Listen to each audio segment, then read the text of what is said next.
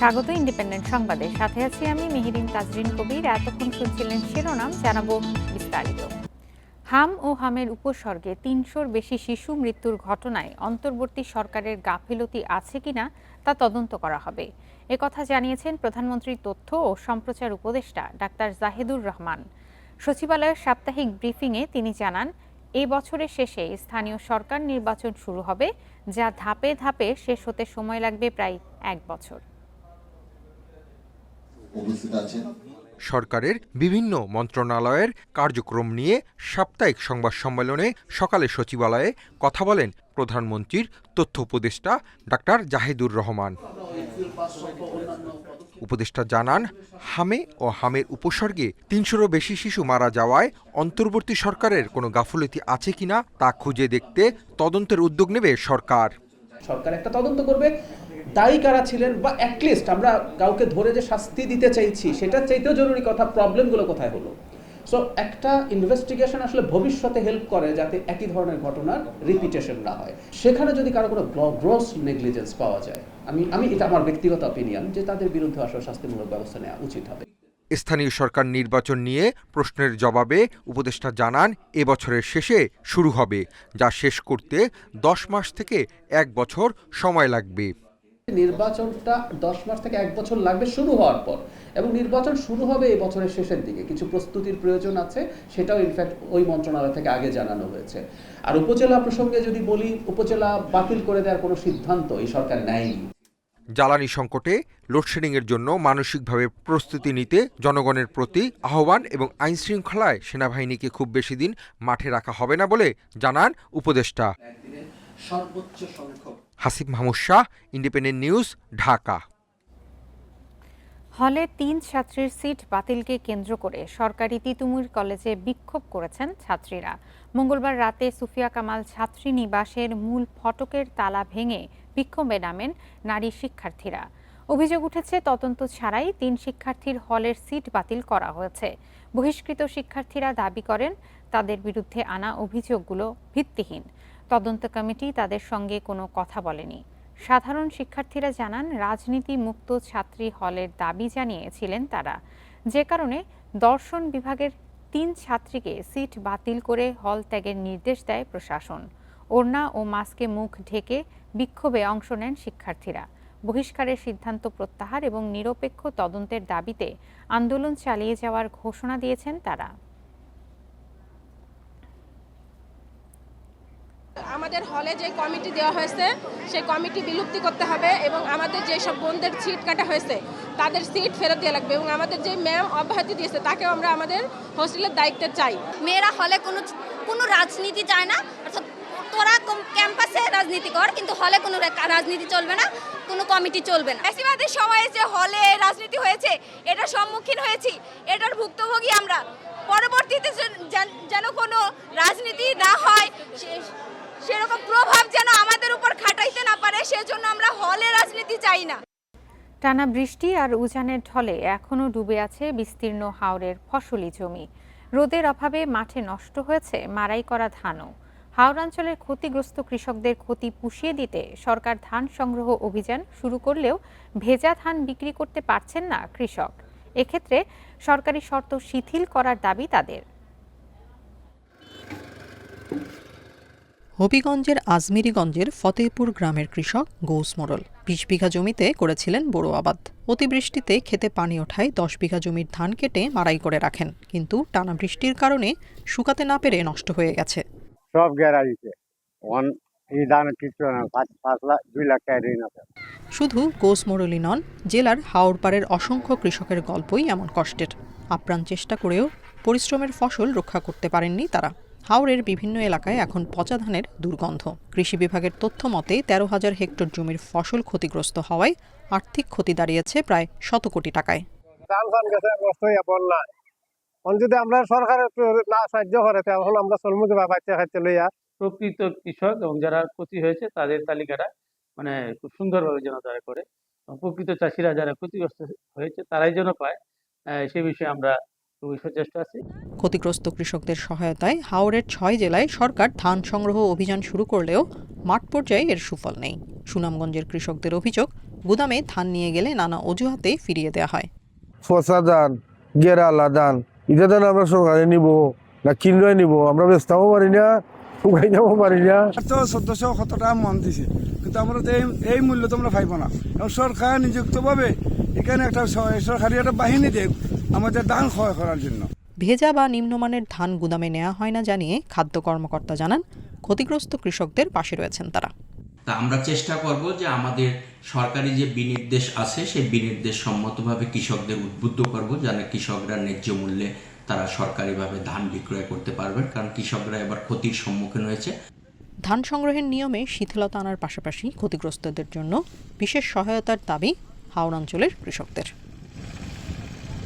Tania Nasrin, independent news. হাওরের পাশাপাশি বোরো ধান কাটা শুরু হয়েছে দেশের উত্তর ও দক্ষিণাঞ্চলের বেশিরভাগ জেলাতে। তবে ভরা মৌসুমেও মলিন কৃষকের মুখ। ঝড় বৃষ্টিতে অনেক জায়গায় নুয়ে পড়েছে ধান গাছ, কাটতে হচ্ছে হাঁটু পানিতে নেমে। এতে শ্রমিক সংকটের পাশাপাশি খরচ বেড়েছে। তবে বাজারে ধানের দাম নিয়েও রয়েছে অসন্তোষ। বিরূপ আবহাওয়াসহ নানা সমস্যা নিয়ে উত্তরের জেলা দিনাজপুরে শুরু হয়েছে বোরো ধান কাটা মাড়াই। আবহাওয়ার কারণে ফলন কমেছে, এতে লোকসান গুনতে হচ্ছে বিঘা প্রতি 5 থেকে 6,000 টাকা পর্যন্ত। সিরাজগঞ্জের চলনবিল সহ জেলার বিভিন্ন এলাকায় জমিতে পানি জমেছে। ধান নষ্ট হওয়া ঠেকাতে বৈরী পরিবেশেই মাঠে নেমেছেন কৃষকরা। কিন্তু শ্রমিক সংকট আর ধানের দামের চেয়ে শ্রমিকের মজুরি বেশি হওয়ায় বিপাকে পড়েছেন তারা। পানি এইরকম কেদ, এর জন্য মানা কষ্ট, কামলার দাম বেশি, তারপরে যে ফোন নিবার পারতেছি না। বিরূপ আবহাওয়া, সার সংকট, ডিজেলের উচ্চ মূল্য এবং শ্রমিকের অভাবসহ নানা প্রতিকূলতার মধ্যেই পাবনাতেও শুরু হয়েছে ধান কাটা মাড়াই। শ্রমিক সংকটে ধান কাটা নিয়ে তৈরি হয়েছে সংকট। সরকার যেন অবশ্যই ন্যায্য একটা দামে ধান কিনেন। এই যে বাজার এখন ধান লিচ্ছে না, এই সিস্টেমে আমরা তো খুব ভুক্তভোগী। নাটোরে ধানের বাজার দর দুশ্চিন্তার কারণ হয়ে দাঁড়িয়েছে কৃষকের। প্রতি বিঘায় 14 থেকে 15,000 টাকা খরচের পর যে ধান পাওয়া যাচ্ছে তাতে খরচ তোলায় কঠিন হয়ে পড়েছে। ক্ষতি এড়াতে 80% ধান পেকে গেলেই কেটে নেওয়ার পরামর্শ দিচ্ছে কৃষি বিভাগ।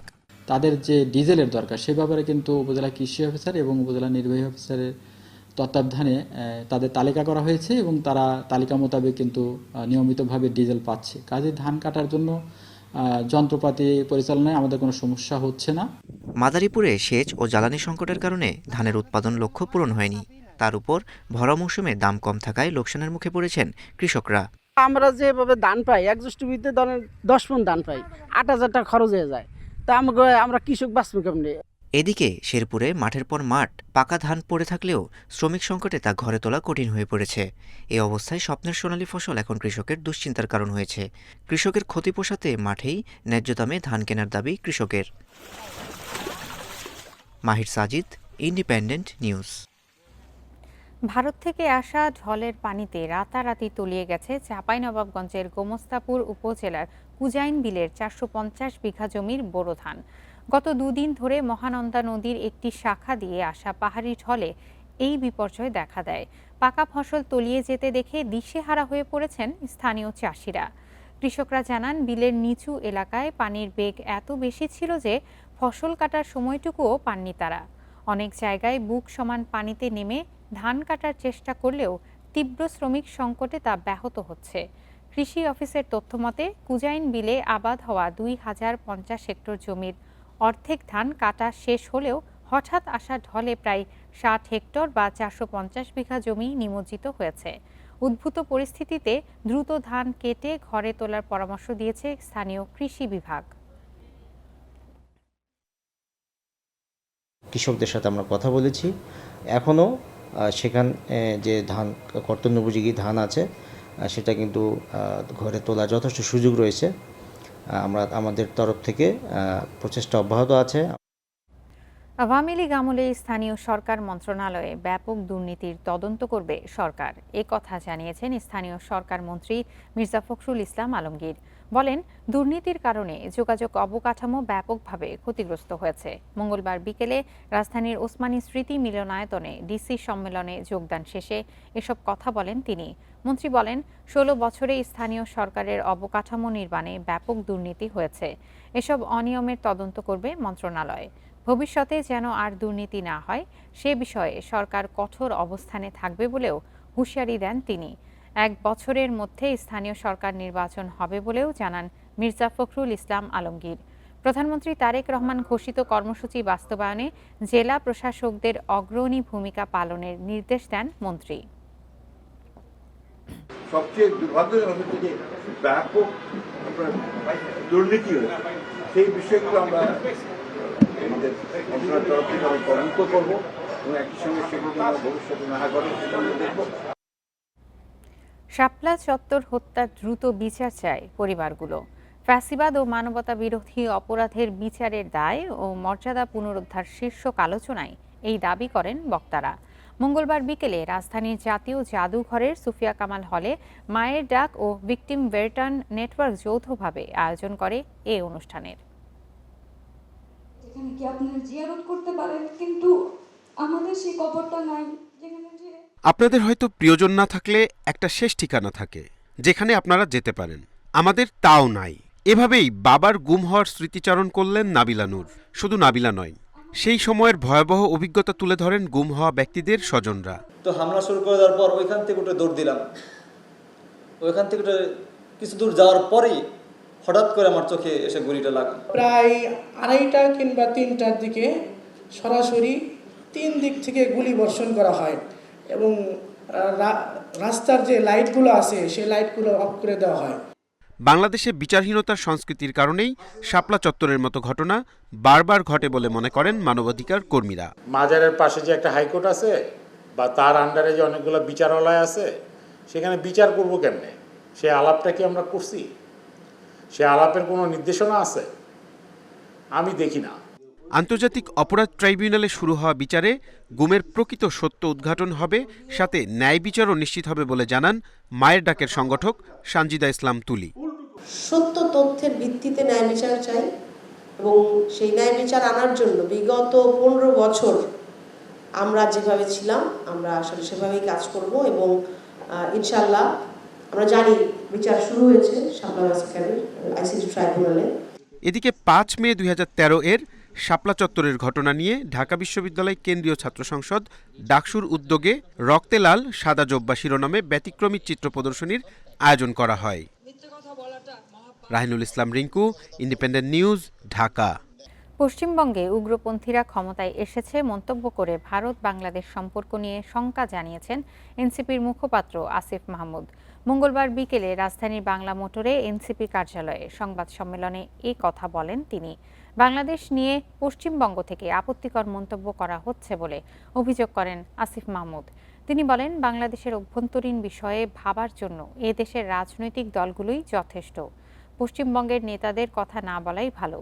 এদিন এনসিপিতে যোগ দেন ওয়ারিয়র্স অফ জুলাই সংগঠনের 4000 জুলাই যোদ্ধা এবং বিভিন্ন রাজনীতিবিদের সন্তানরা। আমাদের অভ্যন্তরীণ বিষয় দেখার জন্য বাংলাদেশের রাজনৈতিক দলগুলোই যথেষ্ট, বা আদার স্টেক হোল্ডার যারা আছেন তারাই যথেষ্ট। এবং আমরা এটাও শঙ্কা প্রকাশ করছি যে যেই উগ্রপন্থীরা সেখানে ক্ষমতায় আসছে, আগামীতে আমাদের সম্পর্ক কেমন হবে কিংবা পরিস্থিতি কীরকম হবে এটা নিয়ে এক ধরনের শঙ্কা আছে। কোরবানি ঈদকে সামনে রেখে চট্টগ্রামের খাতুনগঞ্জে বাড়ছে নিত্যপণ্যের দাম। ভোজ্য তেলের দাম বৃদ্ধির পর সপ্তাহ ঘুরতেই লাফিয়ে বাড়ছে আদা, রসুন, পেঁয়াজের দাম। ব্যবসায়ীরা বলছে, বাজারে চাহিদার চেয়ে এসব পণ্যের সরবরাহ কম। এর সাথে বেড়েছে পরিবহন খরচ। তবে তা অজুহাত হিসেবে দেখছেন ভোক্তা অধিকার সংগঠন ক্যাব। গেল সপ্তাহেও চট্টগ্রামের খাতুনগঞ্জে মানভেদে কেজি প্রতি আদা বিক্রি হয়েছে 90 থেকে 95 টাকা। আর চলতি সপ্তাহে শতকরা 33 থেকে 42 ভাগ দাম বেড়েছে আদার। একই সাথে সপ্তাহ জুড়ে অস্থিরতা রসুনের বাজারেও। কেজিতে 15 থেকে 20 টাকা বেড়ে বিক্রি হচ্ছে 120 থেকে 125 টাকায়। পেঁয়াজের বাজার কিছুটা নাগালের মধ্যে থাকলেও গত সপ্তাহের তুলনায় কেজিতে বেড়েছে 3 থেকে 5 টাকা। ব্যবসায়ীরা বলছে, কোরবানি ঈদ ঘিরে চাহিদা ও সরবরাহের মধ্যে সামঞ্জস্য না থাকলে পণ্যের দাম আরও বাড়তে পারে। পেঁয়াজের তুলনায় এবার আদা রসুনের সংকট বেশি হওয়ার আশঙ্কা তাদের। জ্বালানি সংকটের কারণে পরিবহন খরচ বাড়ায় এর প্রভাবও বাজারে পড়েছে। রসুন ছিল 105 টাকা, এই সপ্তাহের মধ্যে 110 থেকে 15 টাকা হয়ে গেছে। আদা গত সপ্তাহে ছিল 95 থেকে 100 টাকা, এই সপ্তাহে 130 থেকে 35 টাকা গেছে। যখন আমদানি বেশি হয় তখন একটু কমে যায়, যখন আমদানি একটু কমে যায় তখন ওইটা আপ ডাউন করে। রসুন আলছে হয় নাই, যার কারণে সবাই লস দিচ্ছে, তো গ্যাপের মধ্যে পড়ে গেছে, যার কারণে রসুন আদাটা বাড়তি। যারা আমদানিকারক তারা তো এটা যদি এলসি দিয়ে থাকে অবশ্য বাজার বাড়বে না, আর যদি বাজার এভেলেও কম থাকে তাহলে রসুন আদাটা বাজার বাড়বে। এদিকে বাজারে সরবরাহ ঘাটতি বা পরিবহন খরচের কারণে দাম বৃদ্ধিকে ব্যবসায়ীদের অজুহাত বলে মনে করছে ক্যাব। তারা বলছে তদারকির অভাবে সুযোগ বুঝে এসব দরকারি পণ্যের দাম বাড়ানো হয়। কোনো বাজারে কিন্তু সরকারের সেরকম তদারকি নেই, যার কারণে ব্যবসায়ীরা তাদের ইচ্ছামতো কিন্তু দাম বাড়াইতেছে, দাম নির্ধারণ করতেছে, অতি মুনাফা করতেছে। এখানে দেখার কেউ নেই। এক এক সময় এক একটা পণ্যের দাম বাড়ায় এবং দাম বাড়িয়ে মানে মানুষের জীবন জীবিকাকে কিন্তু অতিষ্ঠ করে ফেলতেছে। সাধারণত খাতুনগঞ্জে দৈনিক গড়ে প্রায় 600 টন পেঁয়াজ, 250 টন রসুন ও 200 টন আদা বিক্রি হয়। কোরবানির সময় এই বিক্রি আরও 20 থেকে 40 ভাগ পর্যন্ত বৃদ্ধি পায়। অনুপম শীল, ইন্ডিপেন্ডেন্ট নিউজ, চট্টগ্রাম। পুলিশের অতিরিক্ত ডিআইজি ও এসপি পদমর্যাদার 39 কর্মকর্তাকে বদলি ও পদায়ন করেছে সরকার। এর মধ্যে 12 জেলায় নতুন পুলিশ সুপার নিয়োগ করা হয়েছে। মঙ্গলবার এই সংক্রান্ত আলাদা দুটি প্রজ্ঞাপন জারি করে স্বরাষ্ট্র মন্ত্রণালয়। ডিএমপির রমনা বিভাগের উপকমিশনার মোহাম্মদ মাসুদ আলমকে চট্টগ্রামের এসপি করা হয়েছে। মোহাম্মদ মিজানুর রহমান ঝালকাঠির এসপি থেকে চাঁদপুরের এসপি হয়েছেন। প্রত্যুষ কুমার মজুমদার কে সিআইডির বিশেষ পুলিশ সুপার থেকে ঝালকাঠির এসপি করা হয়েছে। এদিকে আরেক প্রজ্ঞাপনে সিলেটের ডিআইজি মুশফেকুর রহমানকে পুলিশ হেডকোয়ার্টারের ডিআইজি, রাজশাহীর ডিআইজি জিল্লুর রহমানকে সিলেটে বদলি করা হয়েছে। নারায়ণগঞ্জের ফতুল্লায় র্যাব ও পুলিশ যৌথ অভিযানে মাদক, দেশীয় অস্ত্র ও নগদ টাকা উদ্ধার করা হয়েছে। এই ঘটনায় 10 সন্দেহভাজনকে আটক করেছে। মঙ্গলবার রাত 10টার দিকে দেওভোগ নূর মসজিদ এলাকায় একটি বাড়িতে এই অভিযান পরিচালনা করা হয়। গোপন সংবাদের ভিত্তিতে দেওভোগ শতাব্দী গার্মেন্টস এলাকার মোবারক হাবিবের মালিকানাধীন 5 তলা ভবনের 2য় তলায় অভিযান চালায় র্যাব ও পুলিশ। এ সময় রাশেদ ও রাসেলের আস্তানা থেকে বিপুল পরিমাণ ইয়াবা, গাঁজা, দেশীয় অস্ত্র ও নগদ 10 লক্ষাধিক টাকা উদ্ধার করা হয়। এ সময় 10 সন্দেহভাজনকে আটক করা হয়।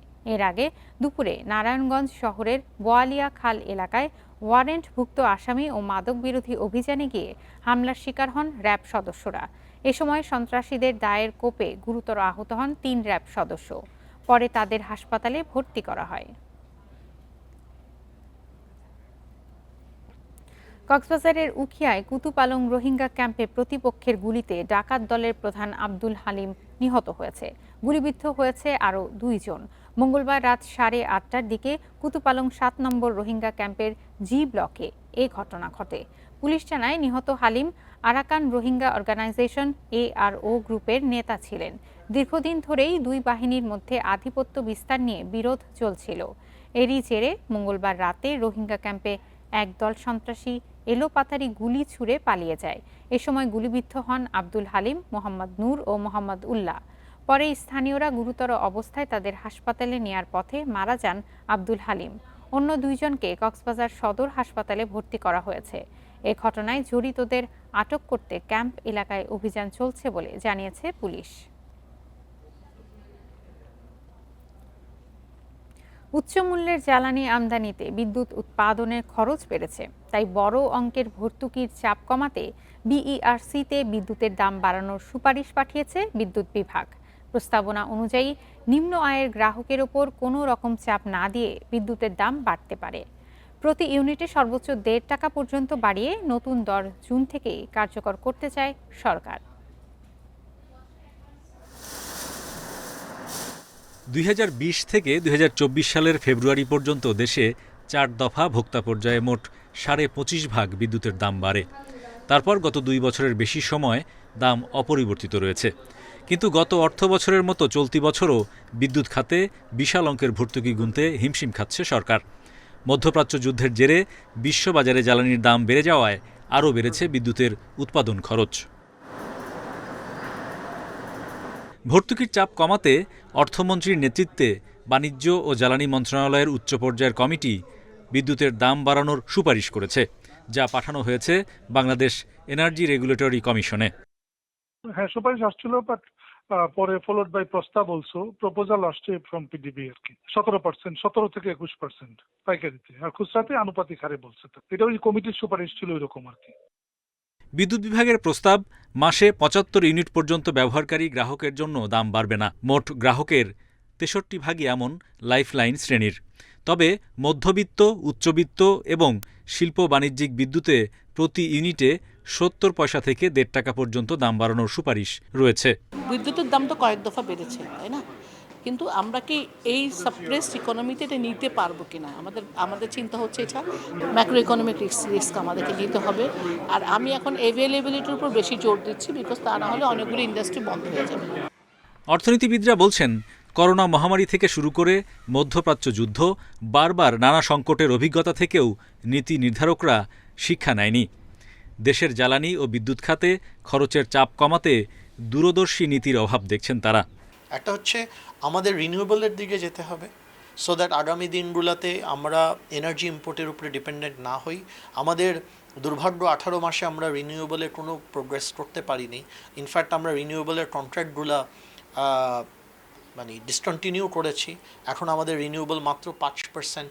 সরকারের প্রস্তাবিত হারে বিদ্যুতের দাম বাড়লে বছরে কমপক্ষে 10,000 কোটি টাকার ভর্তুকির চাহিদা কমতে পারে। Hari Saha, independent news, Dhaka. এই ছিল এখনকার সংবাদ। ইন্ডিপেন্ডেন্ট টেলিভিশনের সব খবর বিস্তারিত জানতে চোখ রাখুন ফেসবুক, ইউটিউব এবং এক্সে। এতক্ষণ সাথে থাকার জন্য ধন্যবাদ সবাইকে।